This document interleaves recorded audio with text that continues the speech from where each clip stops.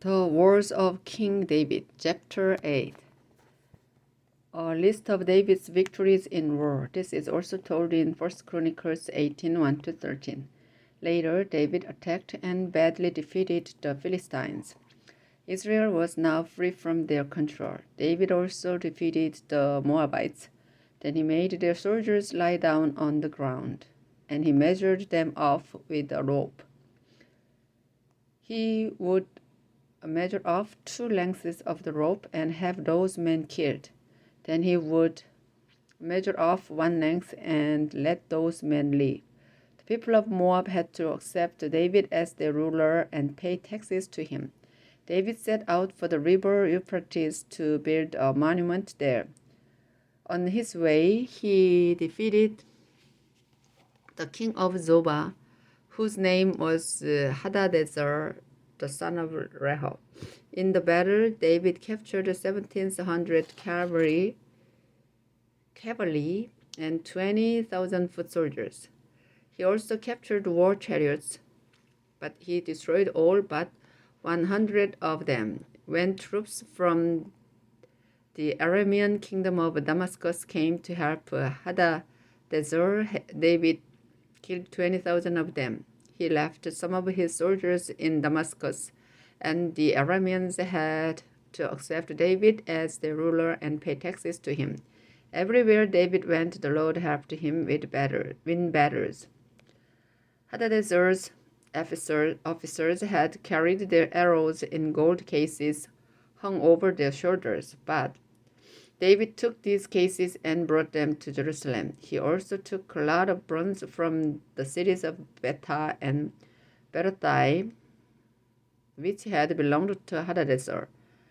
King Toi of Hamath and King Hadadezer had been enemies, so when Toi heard that David had attacked and defeated Hadadezer's whole army, he sent his son Joram to praise and congratulate David. Joram also brought him gifts made of silver, gold, and bronze.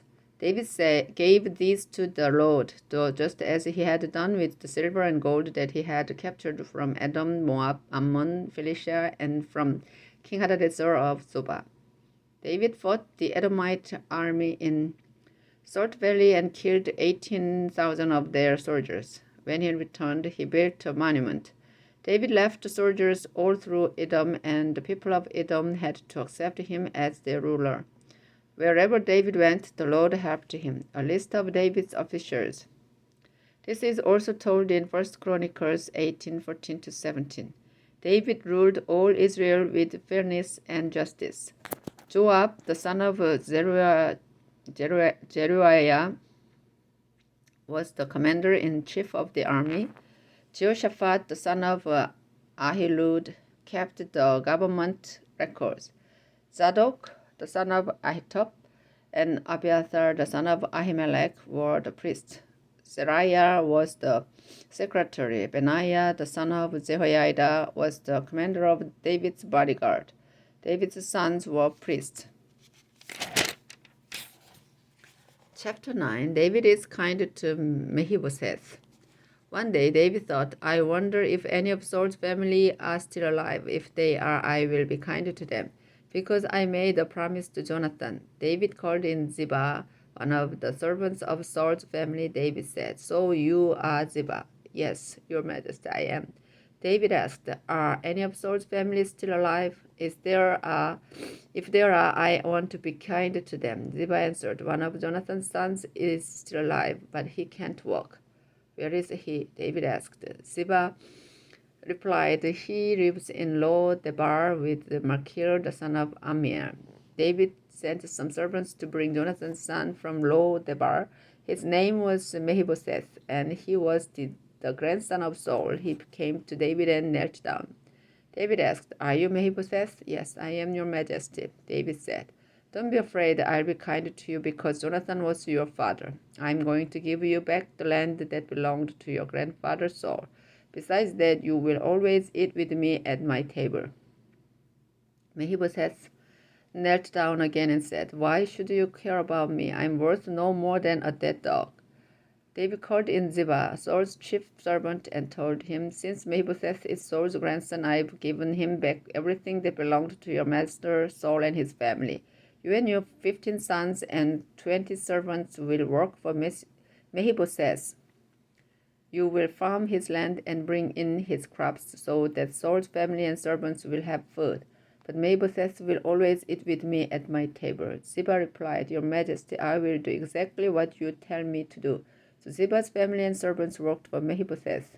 Mephibosheth was lame, but he lived in Jerusalem and ate at David's table, just like one of David's own sons. And he had a young son of his own named Micah. Chapter 10, Israel fights Ammon. This is also told in 1 Chronicles of 19:1-19. Sometime later, King Nahash of Ammon died, and his son Hanun became king. David said, "Nahash was kind to me, and I will be kind to his son." So he sent some officials to the country of Ammon to tell Hanun how sorry he was that his father had died. But Hanun's officials told him, "Do you really believe David is honoring your father by sending these people to comfort you? He probably sent them to spy on our city so he can destroy it." Hanun arrested David's officials and had their beards shaved off on one side of their faces. He had their robes cut off just below the waist, and then he sent them away. They were terribly ashamed. When David found out what had happened to his officers, he sent a message and told them, "Stay in Jericho until your beards grow back. Then you can come home." The Ammonites realized that they had made David very angry, so they hired more foreign soldiers. 20,000 of them were foot soldiers from the Aramean cities of Beth Rehob and Jobah. 1,000 were from the king of Makkah, and 12,000 were from the region of Tob. David heard what they had done, and he sent out Joab with all his well-trained soldiers. The Ammonite troops came out and got ready to fight in front of the gate to their city. The Arameans from Zobah and Rehob and the soldiers from Tob and Makkah formed a separate group in the nearby fields. Joab saw that he had to fight in front and behind at the same time, and he picked some of the best Israelite soldiers to fight the Arameans. He put his brother Abishai in command of the rest of the army and made them fight the Ammonites. Joab told his brother, "If the Arameans are too much for me to handle, you can come and help me. If the Ammonites are too strong for you, I'll come and help you. Be brave and fight hard to protect our people and the cities of our God. I pray that the Lord will do whatever pleases him." Joab and his soldiers attacked the Arameans, and the Arameans ran from them. When the Ammonite soldiers saw that the Arameans had run away, they ran from Abishai's soldiers and went back into their own city. Joab stopped fighting the Ammonites and returned to Jerusalem. The Arameans realized they had lost the battles, so they brought all their troops together again. Hadadezer sent messengers to call in the Arameans who were on the other side of the river Euphrates. Then Shobak, the commander of Hadadezer's army, led them to the town of Helam. David found out what the Arameans were doing, and he brought Israel's whole army together. They crossed the river Jordan and went to Helam, where the Arameans were ready to meet them. The Arameans attacked, but then they ran from Israel. David killed 700 chariot drivers and 40,000 cavalry. He also killed Sobak, their commander. When the kings who had been under Hadadezer's rule saw that Israel had beaten them, they made peace with Israel and accepted David as their ruler. The Arameans were afraid to help Ammon anymore. David's affair with Bathsheba. Chapter 11, David and Bathsheba. This is also told in 1 Chronicles 20:8. It was now spring, the time when kings go to war. David sent out the whole Israelite army under the command of Joab and his officers. They destroyed the Ammonite army and surrounded the capital city of Rabbah. But David stayed in Jerusalem. Late one afternoon, David got up from a nap and was walking around on the flat roof of his palace. A beautiful young woman was down below in her courtyard, bathing as her religion required. David happened to see her, and he sent one of his servants to find out who she was. The servant came back and told David, "Her name is Bathsheba. She is the daughter of Elam, and she is the wife of Uriah the Hittite." David sent some messengers to bring her to his palace. She came to him, and he slept with her. Then she returned home. But later, when she found out that she was going to have a baby, she sent someone to David with this message, "I'm pregnant." David sent a message to Joab, "Send Uriah the Hittite to me." Joab sent Uriah to David's palace, and David asked him, "Is Joab well? How is the army doing? And how about the war?" Then David told Uriah, "Go home and clean up." Uriah left the king's palace, and David had dinner sent to Uriah's house. But Uriah didn't go home. Instead, he slept outside the entrance to the royal palace, where the king's guards slept. Someone told David that Uriah had not gone home. So the next morning, David asked him, "Why didn't you go home? Haven't you been away for a long time?"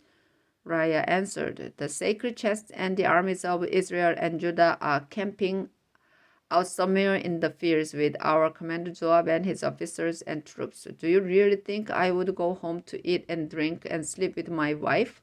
I swear by your life that I would not." Then David said, "Stay here in Jerusalem today, and I will send you back tomorrow."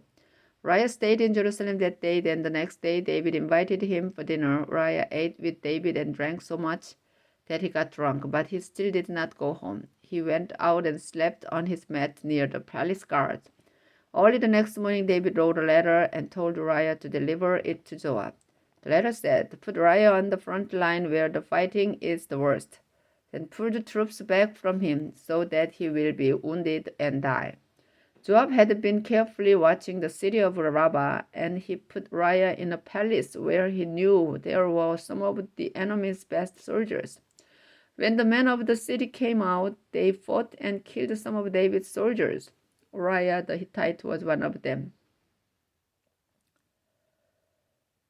Joab sent a messenger to tell David everything that was happening in the war. He gave the messenger these orders: "When you finish telling the king everything that has happened, he may get angry and ask, 'Why did you go so near the city to fight? Didn't you know they would shoot arrows from the wall? Don't you know how Abimelech, son of Gideon, was killed at Thebez? Didn't a woman kill him by dropping a large rock from the top of the city wall? Why did you go so close to the city walls?' Then you tell him, 'One of your soldiers who was killed was Uriah the Hittite.'" The messenger went to David and reported everything Joab had told him. He added, "The enemy chased us from the wall and out into the open fields, but we pushed them back as far as the city gate. Then they shot arrows at us from the top of the wall. Some of your soldiers were killed, and one of them was Uriah the Hittite." David replied, "Tell Joab to cheer up and not to be upset about what happened. You never know who will be killed in a war. Tell him to strengthen his attack against the city and break through its walls." When Bathsheba heard that her husband was dead, she mourned for him. Then after the time for mourning was over, David sent someone to bring her to the palace. She became David's wife, and they had a son. Chapter 12. The Lord's message for David. The Lord was angry at what David had done, and he sent Nathan the prophet to tell this story to David. A rich man and a poor man lived in the same town. The rich man owned a lot of sheep and cattle, but the poor man had only one little lamb that he had bought and raised. The lamb became a pet for him and his children. He even let it eat from his plate and drink from his cup and sleep on his lap. The lamb was like one of his own children. One day someone came to visit the rich man, but the rich man didn't want to kill any of his own sheep or cattle and serve it to the visitor, so he stole the poor man's little lamb and served it instead. David was furious with the rich man and said to Nathan, I swear by the living Lord that the man who did this deserves to die. And because he didn't have any pity on the poor man, he will have to pay 4 times what the lamb was worth. Nathan told David, You are that rich man. Now listen to what the Lord God of Israel says to you. I chose you to be the king of Israel. I kept you safe from Saul and even gave you his house and his wives. I let you rule Israel and Judah, and if that had not been enough, I would have given you much more. Why did you disobey me and do such a horrible thing? You murdered Uriah the Hittite by letting the Ammonites kill him, so you could take his wife. Because you wouldn't obey me and took Uriah's wife for yourself, your family will never live in peace. Someone from your own family will cause you a lot of trouble, and I will take your wives and give them to another man before your very eyes. He will go to bed with them while everyone looks on. What you did was in secret, but I will do this in the open for everyone in Israel to see. David said, I had disobeyed the Lord. Yes, you have, Nathan answered. You showed you didn't care what the Lord wanted. He has forgiven you and you won't die. But your newborn son will. Then Nathan went back home. David's young son dies. The Lord made David's young son very sick. His sorrow.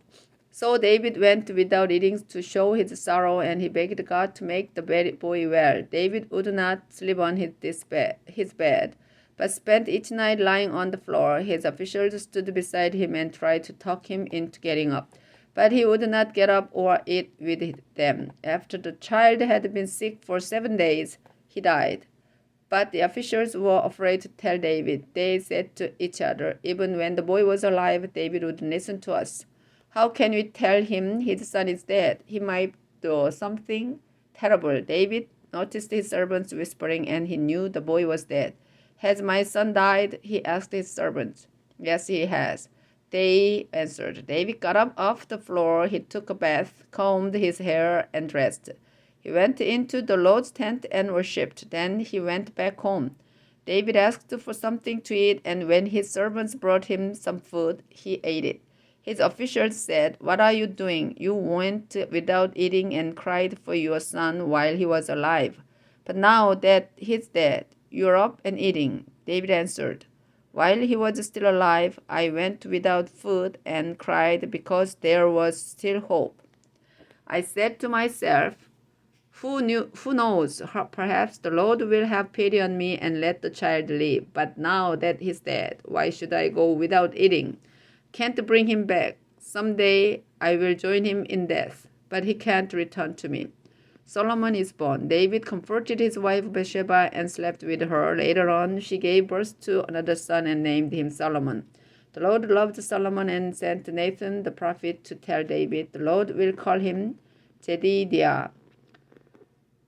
The end of the war with Ammon. This is also told in 1 Chronicles 21b-3. Meanwhile, Joab had been in the country of Ammon, taking the city of Rabbah. He captured the royal fortress and sent a messenger to tell David, I have attacked Rabbah and captured the fortress guarding the city water supply. Call the rest of the army together, then surround the city and capture it yourself. If you don't, everyone will remember that I captured the city. David called the rest of the army together and attacked Rabbah.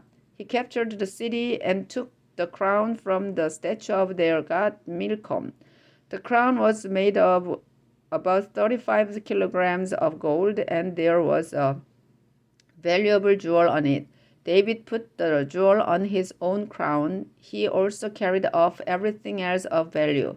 David made the people of Rabbah tear down the city walls with iron picks and axes, and then he put them to work making bricks. He did the same thing with all the other Ammonite cities. David went back to Jerusalem, and the people of Israel returned to their homes. Violence in David's family, Tamar, Amnon, and Absalom. Chapter 13, Amnon disgraces Tamar. David had a beautiful daughter named Tamar, who was the sister of Absalom.